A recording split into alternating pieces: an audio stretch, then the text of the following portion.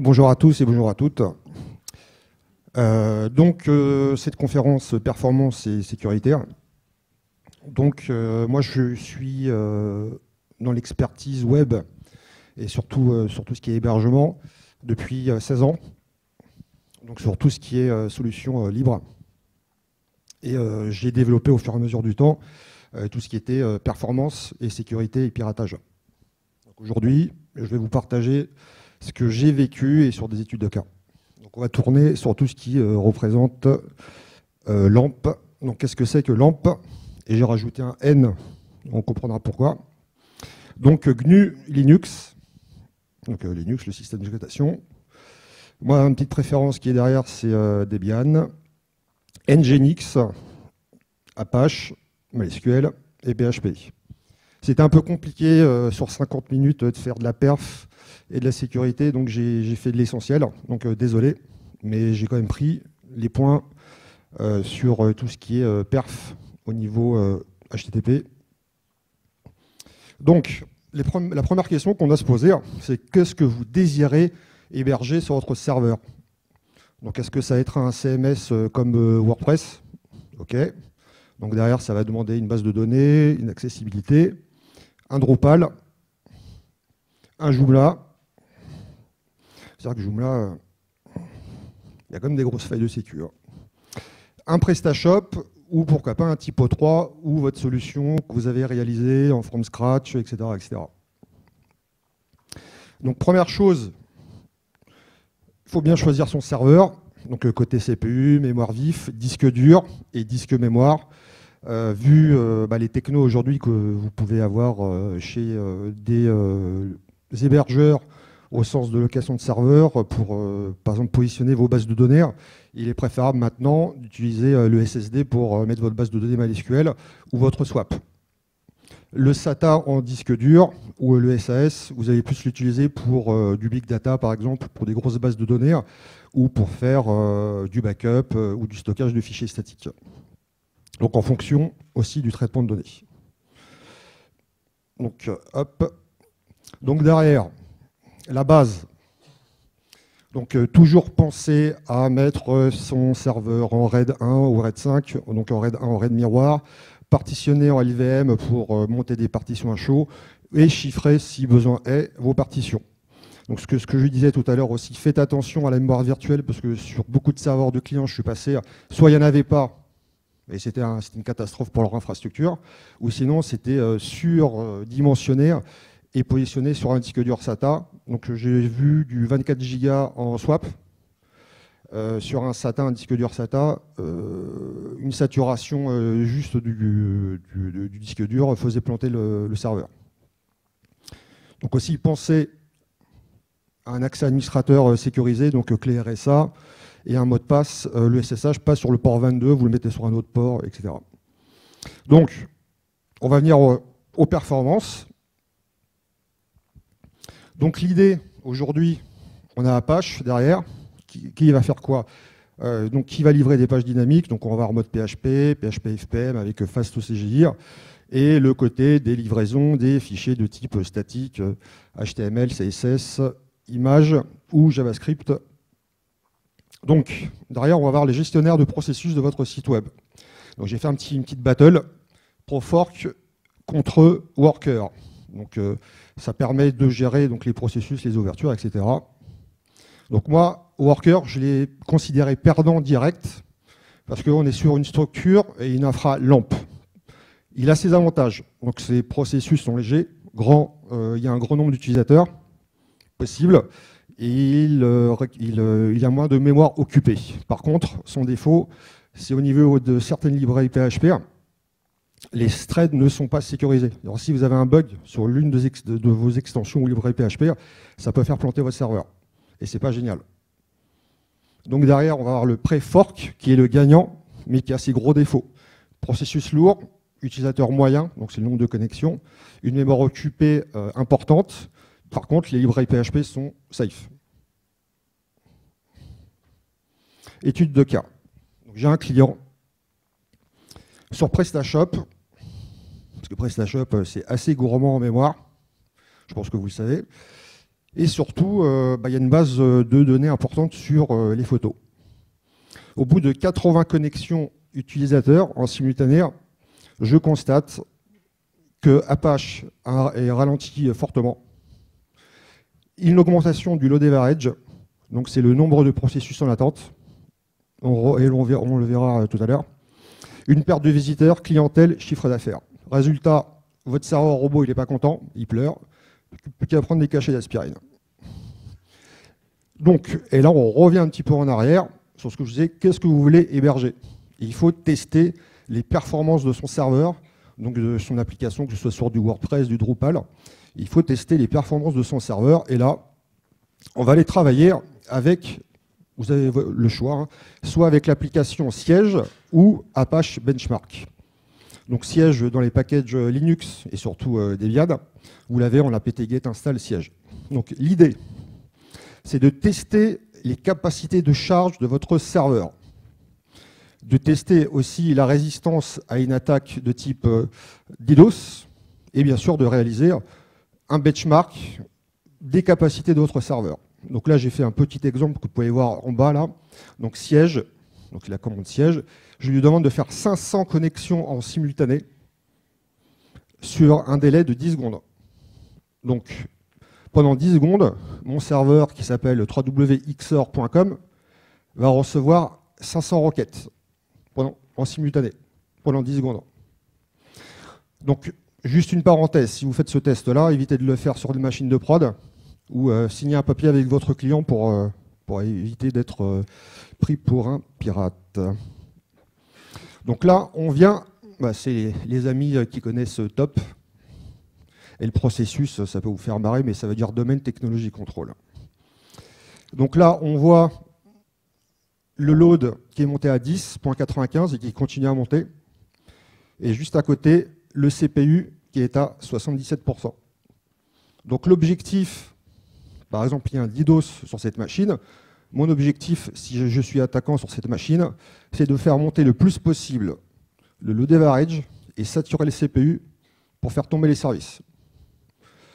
Et dans ce cas-là, si j'ai plusieurs attaquants, là la machine elle a 60 Go de RAM, je peux quand même la faire tomber en bouffant le plus possible de la mémoire. Et après vous allez me dire comment résoudre ce problème. Nginx.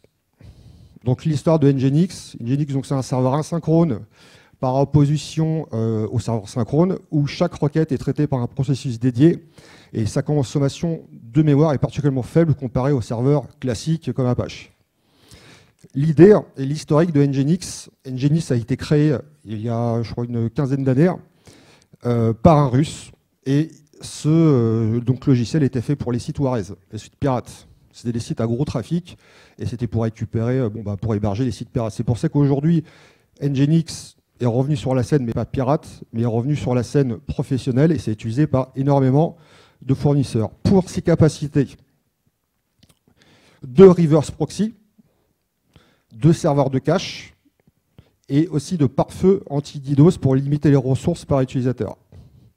Donc là, sur le schéma, on va prendre l'exemple d'un client, donc un navigateur, qui va contacter www.xor.com.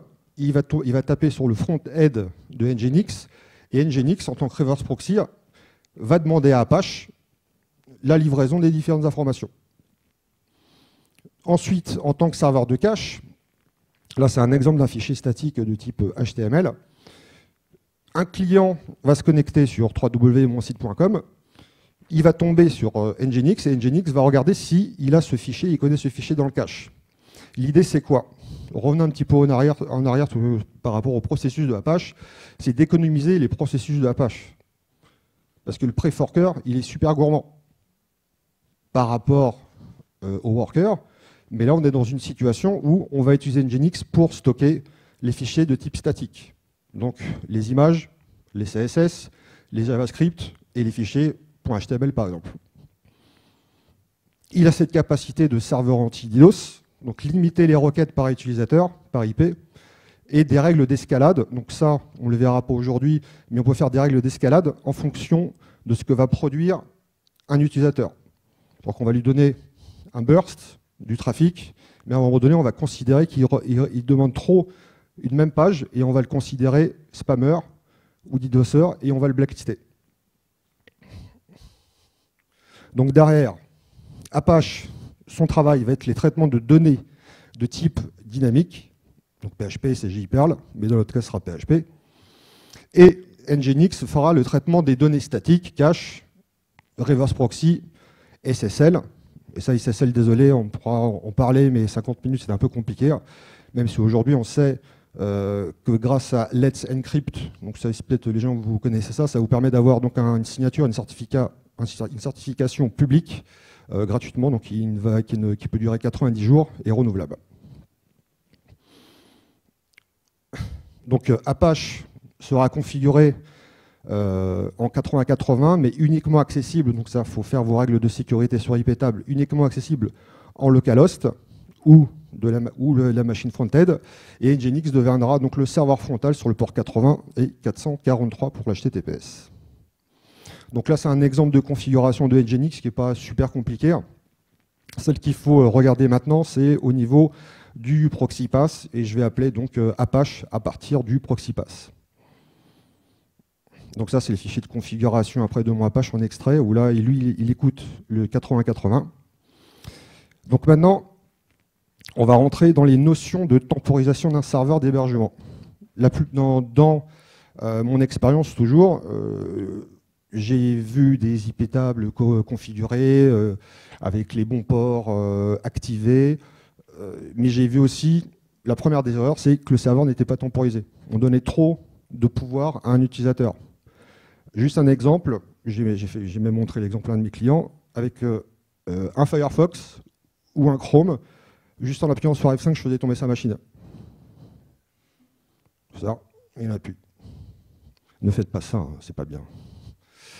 Alors, la question c'est pourquoi il faut le temporiser. Déjà, pour améliorer l'expérience utilisateur, globalement, pour éviter une utilisation excessive de vos ressources serveurs, pour empêcher ou limiter les attaques de type DDoS. Donc derrière on va avoir donc Nginx, IP table en tant que pare-feu, et fail to ban. Donc fail to ban, c'est un petit programme sympa, officiel dans les packages, qui permet de vérifier dans vos logs si une adresse IP fait trop de requêtes sur un service.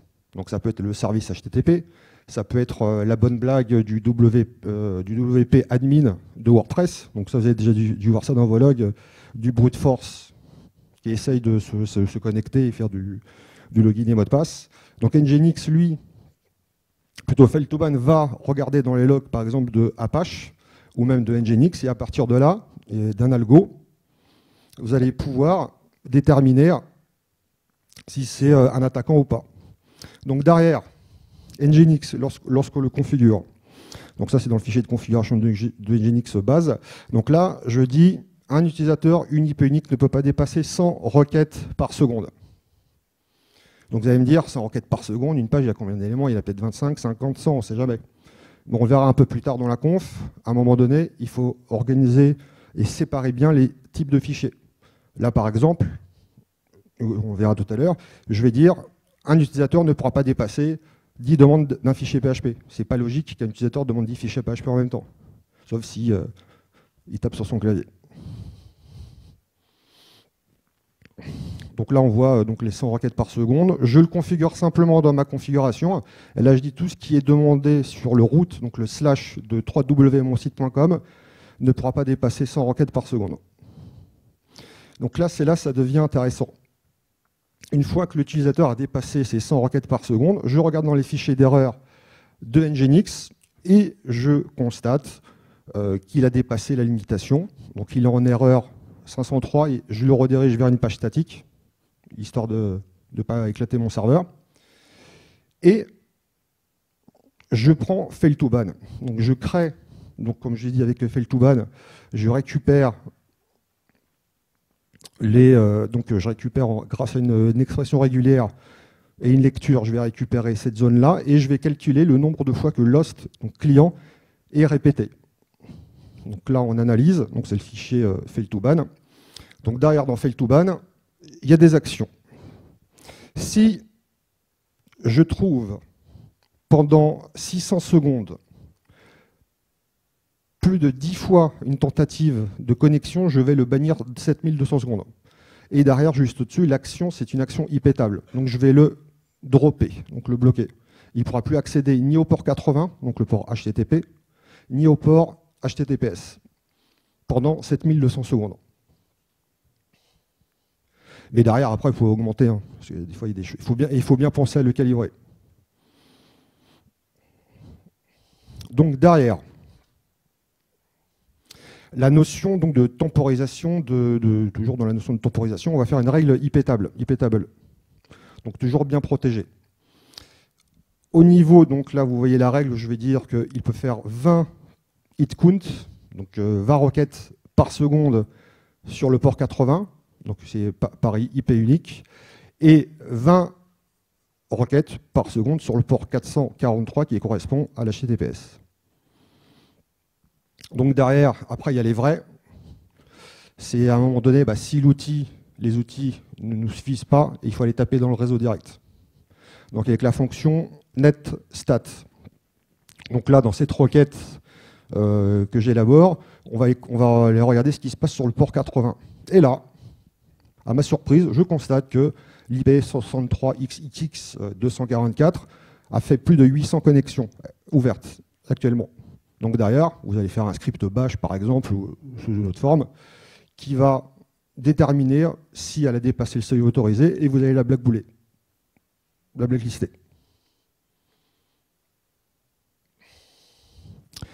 Donc, après, la grande question, c'est comment répartir les charges, la charge et les charges de son serveur. Donc derrière, il faut bien séparer, donc j'insiste bien là-dessus, il faut bien séparer les contenus dynamiques et statiques de votre site web. Donc là, dans mon exemple, oui, Nginx aussi peut gérer en face au CGI du PHP sans passer par Apache. Mais ça, c'est une autre histoire. Donc là, j'ai voulu faire un peu plus clair pour ne pas vous embrouiller. Donc là, vous voyez, location.php, c'est-à-dire que tous les fichiers appelés en extension.php vont rentrer dans un limiteur que j'ai créé. Donc là, j'ai dit, tu limites à 10. Donc l'utilisateur ne pourra pas appeler plus de 10 fichiers PHP. C'est-à-dire qu'il y a une problématique. Après, peut-être qu'il y a de l'Ajax derrière, il y a peut-être des choses qui sont tirées, mais derrière, c'est improbable. Derrière, on va aller maintenant au niveau du serveur de cache, donc de Nginx qui va faire encore son travail. Donc au niveau JPEG, CSS, etc., il y a toutes les extensions. Et je reviens toujours sur le principe de gestion de charge. Là, ce ne sera pas Apache qui va gérer, mais ce sera Nginx. Et là, quelques mois plus tard, là, vous arrivez dans une problématique parce que le SEO, donc le référenceur de votre société, a réussi à vous positionner, vous avez un trafic important. Et l'accès à votre site web est ralenti. Donc là, votre boss vous explique gentiment que tout va mal, et vous avez quand même une solution libre, donc qui s'appelle HAProxy. Donc l'idée de HAProxy, c'est un load balancer TCP qui peut donc répartir la charge entre différents serveurs en back-end, et notamment reconnu pour sa rapidité, efficacité et le fait que ce soit stable. Et il se remarque par sa persistance et son traitement de requêtes. Vous allez me dire pourquoi tu m'as mis Reddit, Twitter, etc., sachant qu'ils sont fait plomber il y a 3 semaines. Donc juste la parenthèse, c'était DNS. Ils sont confiés à DNS et après, c'est pas de leur faute. C'est aux photos, 130 caméras connectées. 130 000. Donc, derrière, comment ça fonctionne? Simplement, vous avez le front, HAProxy, et derrière, le boulot que vous avez fait auparavant, vous allez, par exemple, vous avez peut-être un Proxmox ou j'en sais rien pour dupliquer votre travail, votre VM sur la performance. Vous allez copier et créer 4 nouveaux serveurs pour votre site. Donc derrière, dans l'explication, Donc là, le fichier de configuration, donc c'est en mode, parce qu'on peut faire plusieurs types de modes, mais là, c'est essentiellement le mode HTTP que je mets en avant. Donc là, vous allez mettre vos pools, donc le pool de serveurs web, qui sont indiqués juste en dessous, là, serveur web 10, 1, 0, 21, 80, etc. Et avec le maxcon. Donc l'intérêt, c'est le nombre de connexions que vous autorisez par serveur. Donc derrière, en plus, ça vous remet encore une couche d'IDOS, parce que vous limitez l'accès, vous contrôlez mieux.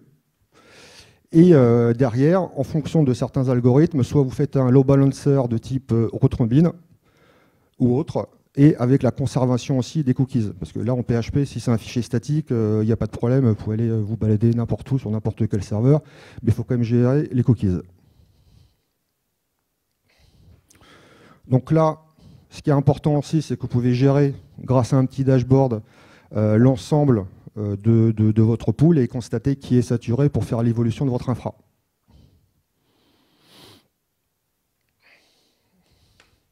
Donc là,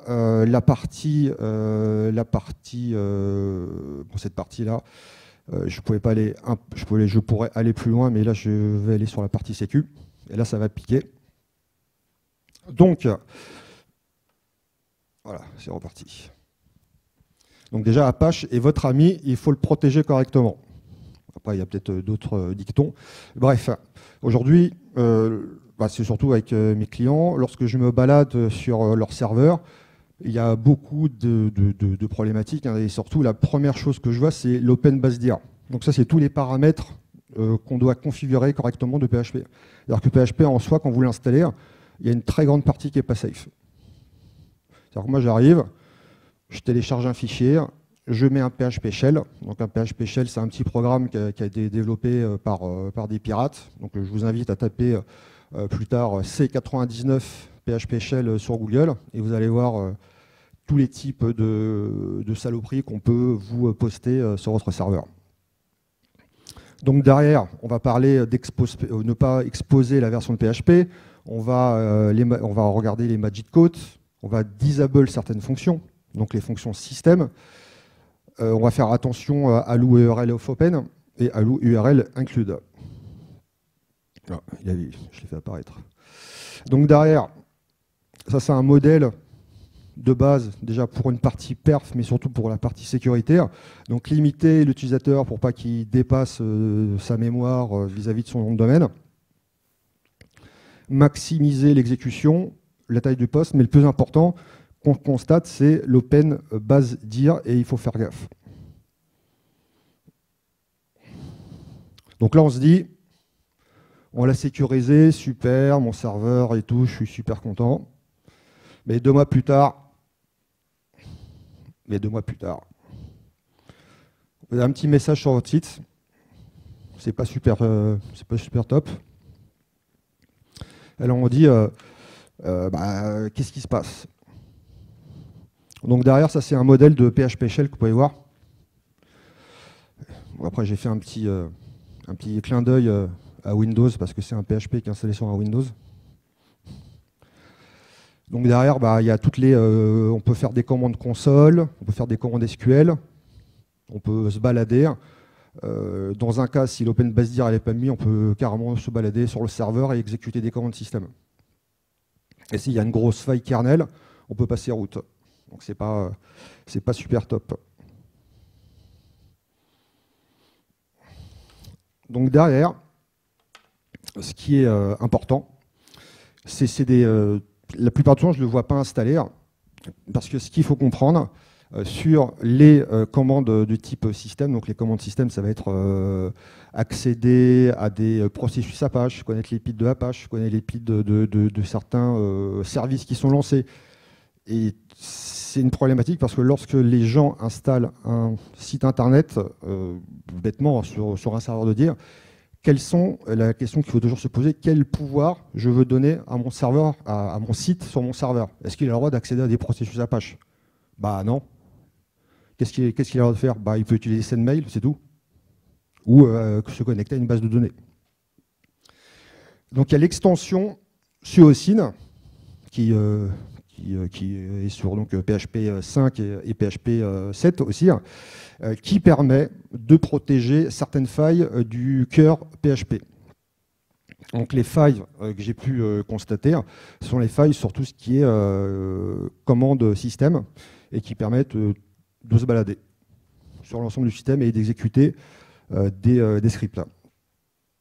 Donc ça permet d'éviter certaines failles d'inattention du programmeur, et j'ai rien contre les programmeurs.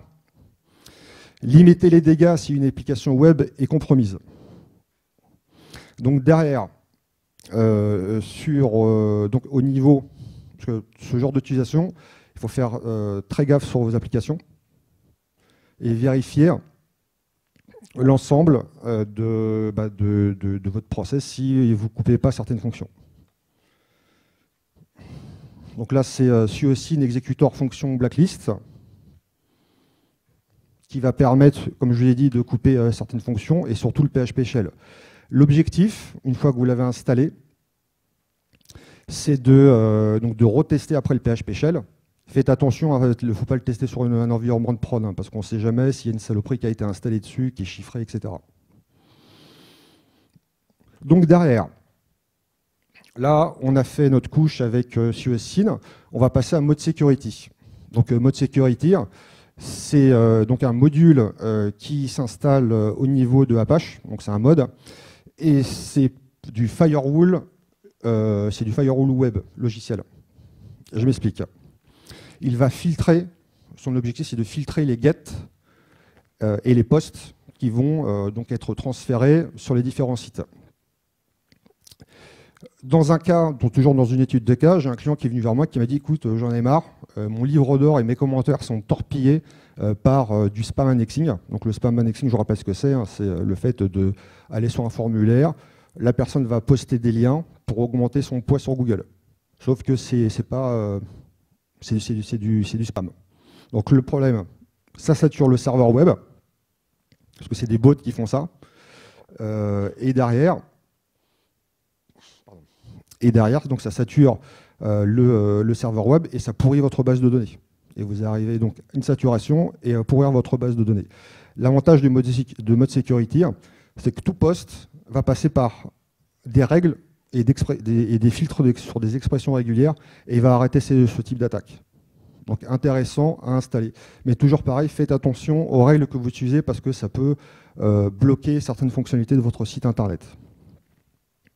Mais aujourd'hui, moi, mode security, je l'utilise pour l'une de ces fonctions, qui est assez sympa, qui permet, lors d'un post d'un fichier sur le serveur, donc là vous arrivez, vous avez un formulaire, vous postez une image ou un commentaire, plutôt un fichier joint, mais derrière, il faut faire attention parce que tout ce qui est posté doit être filtré.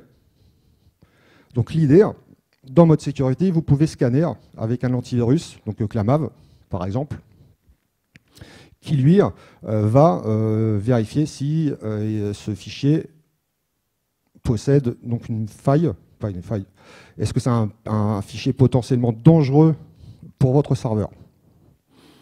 Ensuite, toujours sur le même principe de filtre, vous allez avoir maldetect. Donc maldetect, comme son nom l'indique, c'est pour détecter des malwares. Donc les malwares, ça va être des PHP shell ou tout ce qui peut compromettre votre serveur Linux. Donc c'est un projet maldetect, c'est un projet libre, donc vous pouvez le télécharger. Le créateur marche par donation, donc c'est assez intéressant. Sauf que on se retrouve après dans une situation. Ok. Et ça, c'est la situation que j'aime bien. Là, on se retrouve dans une situation d'un obfuscator, obfuscation. Donc, je ne sais pas si vous avez déjà rencontré ce genre de code sur votre serveur, mais moi, quand j'ai vu ça, j'ai failli m'arracher les cheveux. Ouais. Et ça, un antivirus ne comprend pas. Un filtre ne comprend pas. Donc là, vous vous retrouvez avec ça. Donc derrière, bien sûr, si vous avez fait les choses correctement avec suocin, il y a une très grande partie de ça qui ne va pas s'exécuter. Vous allez pouvoir me dire, oui, mais la fonction eval, on va la couper. Ben non, parce que y a certains sites qui fonctionnent avec l'eval. Donc là, dans cette situation, de sécurité. Et il fallait que je trouve une solution. Parce que, je ne pouvais pas me permettre pour mon client, parce que j'ai une très grande partie en hébergement mutualisé. Voilà. Je ne pouvais pas aller vers mes clients en disant non, mais client, s'il te plaît, tu ne veux pas mettre à jour ton WordPress ou ton Joomla? Donc tu dois contacter tous les clients. Et quand tu fais du mutualisé, parfois, voilà, c'est mécanique. Et il fallait trouver une solution. Ce n'est pas au client forcément de prendre l'initiative de mettre à jour son Joomla ou son WordPress ou ses extensions, parce que la plupart du temps, maintenant, ce sont les plugins Joomla ou WordPress qui ouvrent des portes et des failles de sécurité. Donc il fallait que je trouve une solution. Donc cette solution, elle a été donc je me gratte, j'en parle plus avec des devs, je dis mais attends, comment on peut arrêter ça? Les antivirus, ça ne les voit pas. Les anti-malware ne les voient pas. Et tout le monde pleure sur des forums de dire comment on fait. Donc l'astuce, je me suis dit, déjà, lorsqu'on voit ce fichier, c'est sur une seule ligne. Même s'il y a des sauts de ligne, mais c'est sur une seule ligne. Il n'y a pas de. C'est-à-dire que c'est un développeur, c'est d'un bloc. Vous êtes d'accord avec moi qu'un développeur, lorsqu'il code, il ne dépassera pas 200 lignes par ligne de code. Hormis si le code il est compressé, etc. Mais en PHP, il ne va jamais dépasser une certaine limite. Donc derrière, j'ai développé un petit algo, très con, qui derrière détecte automatiquement si ce fichier a une intégrité ou pas à être sur mon serveur. Et après, je lui donne une note.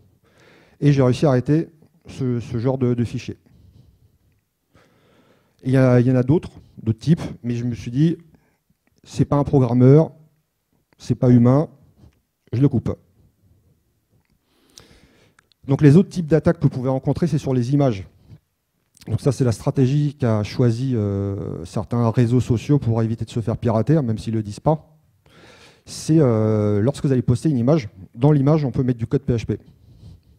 Ou faire croire que c'est une image. Parce qu'on peut changer l'header d'un fichier et faire croire à une fonction, même à un antivirus, que c'est vraiment un fichier image. Donc on change l'header, on dit toi tu seras un GIF 2024-768, etc., etc. Et derrière vous mettez votre code PHP. L'idée, c'est toujours l'histoire d'intégrité. S'il y a un post d'un fichier image sur votre serveur, vous allez utiliser un peu de dev, vous utilisez la librairie GD en PHP ou autre, et vous allez demander simplement « je veux te redimensionner », même si vous n'allez pas le faire. « Je veux te redimensionner », et là, un message d'erreur va vous être retourné, il va dire « mais non, je ne peux pas, ce n'est pas une image ». Et là, vous dites « attendez, on m'a posté une fausse image » et vous l'arrêtez.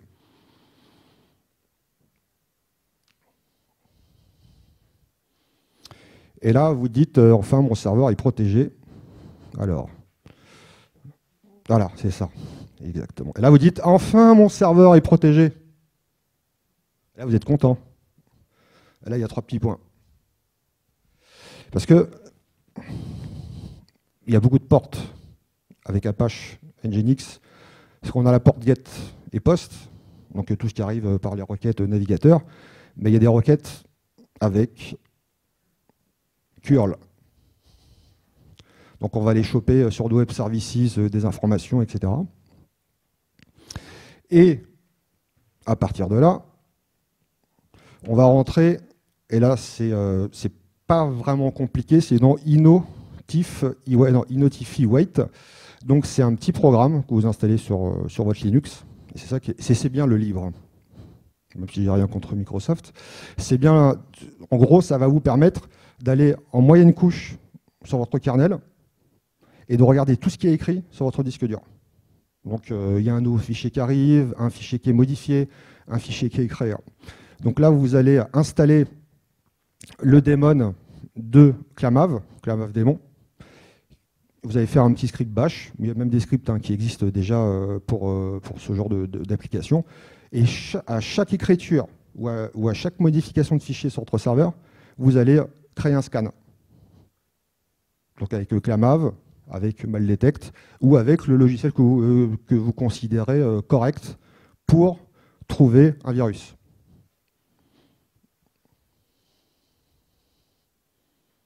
Voilà.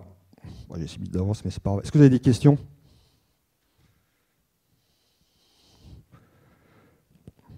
Oui. Pourquoi utiliser Nginx plus Apache et pas simplement Nginx? Je l'ai dit tout à l'heure, parce que je voulais garder... alors, ça c'est une bonne question.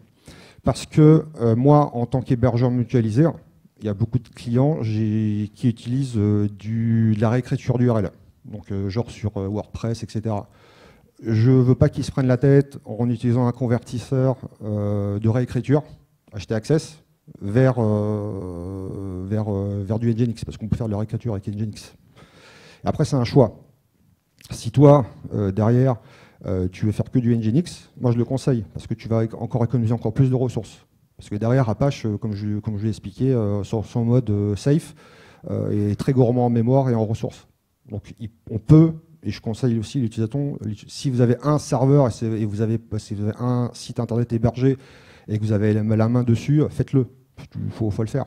Mais si derrière vous avez 200, 500, 1000 ou 2000 clients, 3000 clients par serveur, c'est un peu compliqué.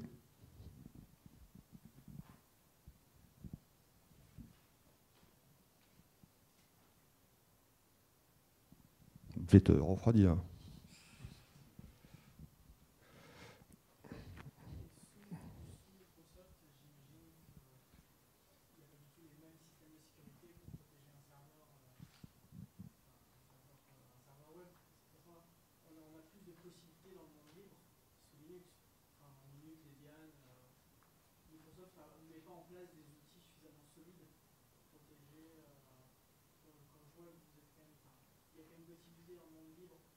Et tu sais que sur des serveurs Windows sont protégés par des FreeBSD, par des Linux, par des Debian en frontal pour les firewalls. Il y a quand même une cohésion. Mais il est clair que dans le monde du libre, il y a les outils nécessaires pour se protéger. Parce qu'aujourd'hui, Apache, les applications longues sont énormément répandues. J'aimerais bien que tout ce qui est côté bureautique et desktop Linux se répande un peu mieux et qu'on ne signe pas des open bars avec Microsoft.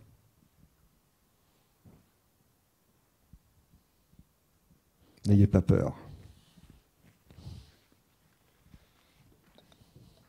Bonjour. En termes d'hébergement cloud, Ouais. quelle est ton expérience sur Amazon, Heroku ou d'autres hébergeurs de ce style? Sur Amazon, j'ai spécialement pas hébergé des serveurs là-bas, parce que je préfère avoir mes serveurs physiques. J'ai juste une expérience sur leur SES, sur tout ce qui est SMTP Amazon. Donc là, je suis en train de tester. Les remontées que j'ai pu avoir d'autres collègues m'ont dit que c'était pas super stable. Tu pouvais avoir tes instances qui claquent comme ça, tu sais pas pourquoi. Donc c'est tout. Après, c'est toujours pareil, c'est faire confiance à une infra. Donc, si vous pouvez aujourd'hui avec les applications libres, vous pouvez monter vos propres infra avec OpenStack par exemple. Et des sociétés comme, je ne citerai pas, mais qui commencent par un O, qui finit par un H, vous proposent ce genre de solution. Ou même, il y en a plein qui commencent par des O. Voilà.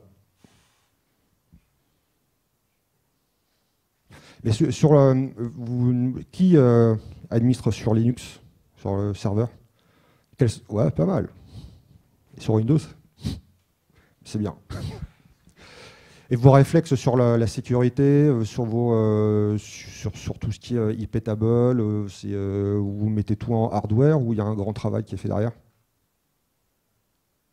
C'est à moi de poser les questions, c'est bien. Ouais. Ouais. Qui ont un réel impact sur la partie sécurité, sur les choix techniques qu'on doit faire, et on doit laisser un certain niveau de liberté justement aux clients, ne serait-ce que parce que si on leur prive, ça ajoute des coûts de support en interne assez importants. C'est quand tu coupes certaines fonctions. Il y a un autre exemple que je voulais citer, et c'est pour ça que c'est un peu en parallèle, mais c'est pareil. C'est ne pas confier aussi votre infrastructure à un logiciel comme, je ne vais pas cracher sur les softs, mais faites attention, du type Webmin ou Plesk. Faites attention, même si ce sont des outils qui se mettent à jour automatiquement, j'ai ramassé des serveurs de clients où ils sont fait plomber leur Plesk. Il faut vraiment se dire que rien n'est protégé. Il faut se protéger le plus possible. Il y aura toujours une faille. La faille. Je peux compléter aussi un petit peu en termes de Ouais. sécurité, nous ce qu'on fait, puis du coup ça pourrait avoir un avis, c'est qu'on travaille beaucoup aussi sur la séparation des services. Parce qu'on se rend compte que nous, on héberge, l'hébergement Magento, donc c'est un peu spécifique, mais des fois, il y a des clients qui demandent du Redmine ou des services que nous, on connaît moins bien et qu'on va moins bien suivre en termes de sécurité. Et c'est vrai que multiplier sur le même serveur le nombre de services comme ça, on multiplie les portes d'entrée. Le fait de séparer les services sur soit du cloud, enfin du serveur virtuel ou des containers, ça permet aussi de limiter l'impact, quoi qu'il arrive, d'une intrusion. Je ne sais pas vous, comment vous gérez ça. Je sépare, je fais des VPN, surtout. Après, il y a tout ce qui est perf et accessibilité pour avoir le plus possible de uptime. Travailler sur les load balancers des NAS, donc, pour les accès réseau, donc avec du multipass, en gros, et du ISA-ICIF. Mais il faut séparer, quoi qu'il arrive, il faut séparer. C'est la question du rien n'est protégé. Il faut avoir ce côté philo.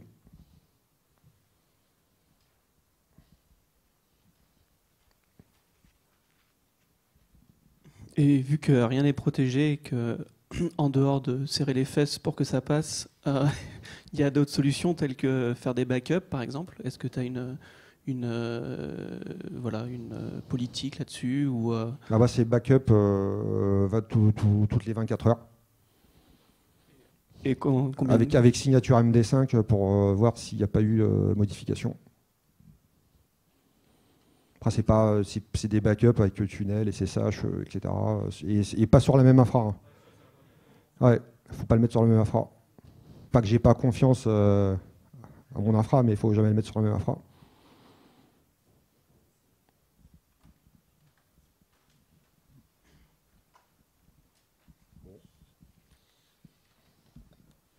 J'ai des amis aujourd'hui. Utiliser Docker comme solution de sécurité.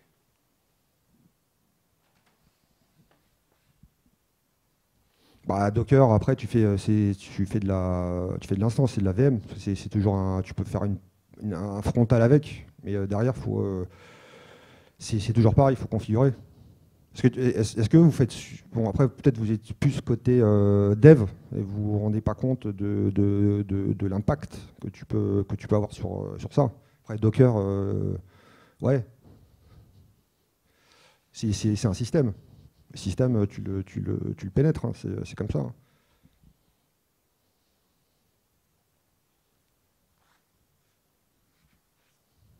Là, il n'y a pas de questions méchantes.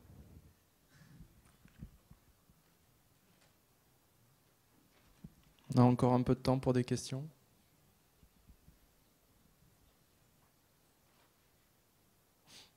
Eh bien, merci. Merci.